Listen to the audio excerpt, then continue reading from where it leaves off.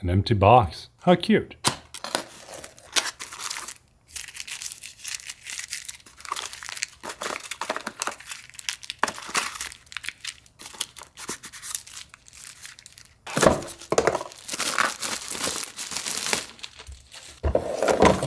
How tiny is this? Wow.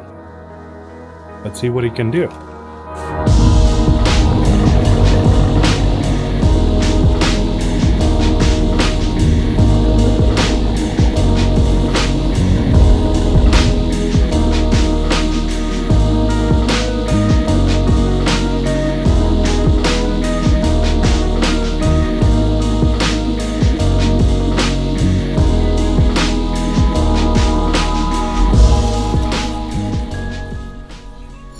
If you are a regular viewer on this channel, then you probably do know that I've been using a gimbal for quite some time. I actually bought my first gimbal back in 2018 with the DJI, what was it called?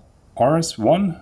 DJI Ronin S, I think it was called. And that was a really good gimbal. Ever since that point on though, DJI has improved everything with each iteration that they've dropped. And I have been very privileged to be able to try all of the different gimbals that has dropped during the course of these 4 or 5 years that has been. And when DJI asked me if I wanted to test out the RS3 Mini, I was a little bit hesitant at first because I didn't really think that a small gimbal would attract me that much. But then they also said that you can put an A7S III on this with the 24-70 GM lens without any issues. That kind of sparked my interest.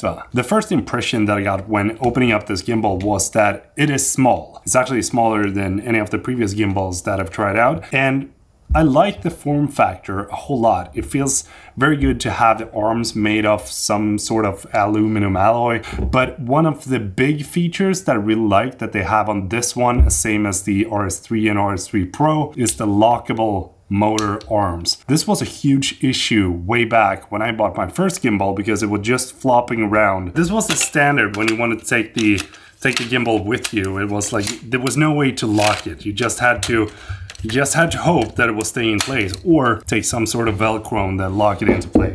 So being able to have those kind of locking mechanisms is something that I enjoy a whole lot, even though it might not be something new, but it's definitely one of those things that makes me bring the gimbal more because I know it can be folded down into a smaller footprint. Another thing that I really like is how you can kind of like go from vertical mode to horizontal mode in a matter of seconds. This is the point where you slide in your camera, and it's made very simple. So you just pull this and then drag it out, plop, and then you take this part and slide it in, lock it into place, and now you can start shooting vertical. It's simple as that. And it kind of makes the entire process of shooting vertical videos a lot easier because previously it's been like you kind of have to have a cage on your camera and then you have to rebalance the entire gimbal, which you probably have to do now as well, but you don't have to have something else in order to shoot in vertical mode. When it comes to the build quality of this thing, I do think it lives up to the standard that you kind of expect from DJI products these days.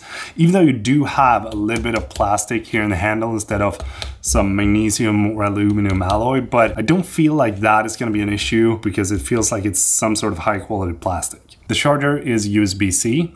Love that because everything is moving towards that direction. Soon we will be able to have one cord only. And if you're using a Sony A7S III, for example, then you can connect your camera to the gimbal using this and this port, and then you can control the focus with the focus wheel. And I really like the feeling of this focus wheel. It feels extremely precise and you have some nice grip so you don't slip.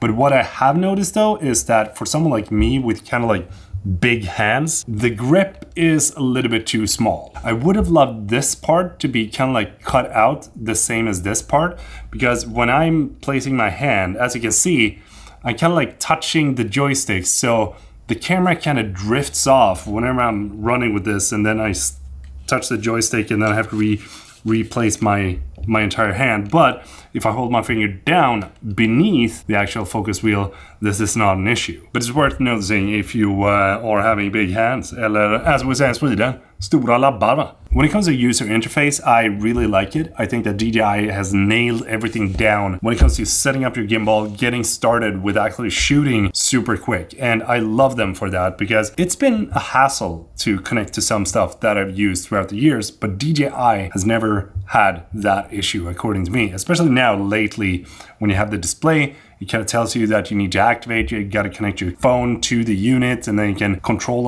all the different aspects in the Ronin app as well. And being able to control all the different parameters in the Ronin app is something that I like a whole lot. It's something that makes it easier to adjust those small tiny things that might tweak, you know, the stiffness and the speed of the motors when you're panning and that kind of stuff. It's also very simple to calibrate the gimbal. Just press the calibration mode and then it starts calibrating after you're balanced your gimbal. Slide it in here.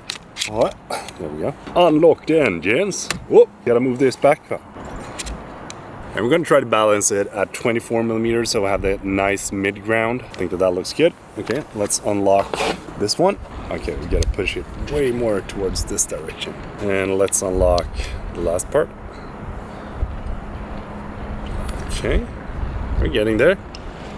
I think we are close. Look at that, huh?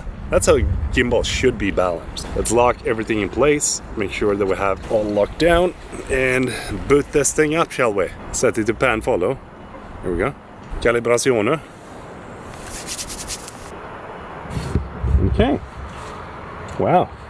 Take a look at this. A7S3, 1635. What I've noticed is that as long as you're keeping it in the regular directions, like this, upright, and move like that, it's gonna stabilize the shot. But if you move into like an end point, then it's not gonna enjoy that at all. So you gotta make sure that you're not putting too much of a heavy load onto this, because the gimbal is not built to be in like the end directions. So I balanced the camera with the microphone on and the flip out screen out, but let's see how smooth it performs when I'm walking. Currently shooting with the 1635 Sony GM, doing a one-handed hold with the RS3 Mini, and this is what it looks like.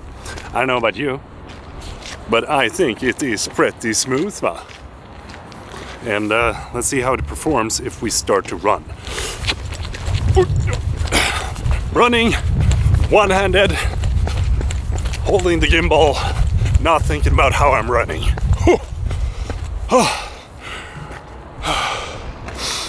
Really gotta start working on my cardio. Okay, let's take it up to 35. And I haven't rebalanced the gimbal, still works very well, I think. Looks good, huh? Whoa. Okay, let's give it a try, see how it looks when we're running. 3, 2, 1. Whoop. Currently shooting at 35mm, running one-handed, and it looks like it's doing a freaking good job. Oh my god. Wow. Talk about being tired, but what I do like about this is that it is powerful enough to balance the gimbal at 16mm, but also at 35, so you don't have to rebalance it. That is one of the key factors for me when I'm using a gimbal, because if I need to stop and rebalance things, I do not like that. What do you think? Did it look smooth? Drop a comment. Back to the studio. Another cool thing is that you can go into the settings and then connect Bluetooth to your camera. So what that means is that, let me see if I can just get this connected here. Bluetooth function on. There we go. Bam. Connecting, confirm, and we are connected. Then we're just gonna go in and set Bluetooth remote control on. And now, if I press the recording, uh-oh.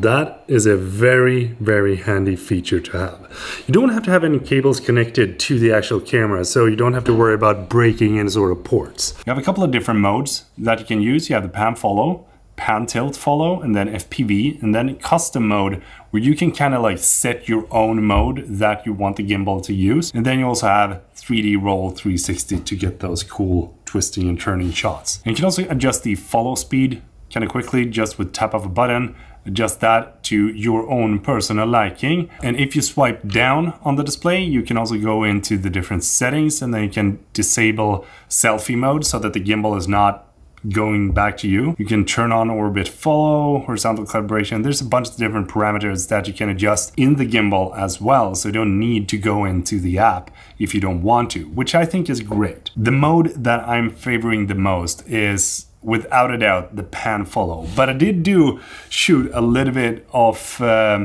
you know, those cool swooshing vehicle kind of videos that you see on Instagram in the FPV mode just to test it out, and it worked great. I'm a huge fan of the size of this gimbal and all the features that you get in something like this, because then again, remember this, the Ronin-S. This was 2018, huh? And now we're here. It's mind blown. What I would have loved to make this even more portable is if the battery could have been like detached as you can with RS3. But then again, the cost of the gimbal would increase, and then you wouldn't be able to have the low cost of the gimbal with all the features attached. I mean, if you're looking to buy a gimbal with intention of improving your quality of your videos to get the smoother shots, or maybe you want to make a short film or create some smoother looking videos just without breaking the bank and breaking the budget, or if you're doing travel filmmaking, then this gimbal is probably going to be something that I would recommend for you. But if you want to take things a little bit further and have a really heavy payload, then I would say that you would probably look at something like the RS3 or the RS3 Pro. But all in all, I think that this is great, and I love the fact that DJI is pushing things more into the future so that we as creators can make our videos a lot more simpler. I would love to know, what do you think about the gimbal? Do drop a comment down below, and hope you have subscribed, and if you haven't already, make sure you do so, because I would love to see you in the next video. Peter from Sweden is saying goodbye. Thanks so much for watching. Ha det gött, hej!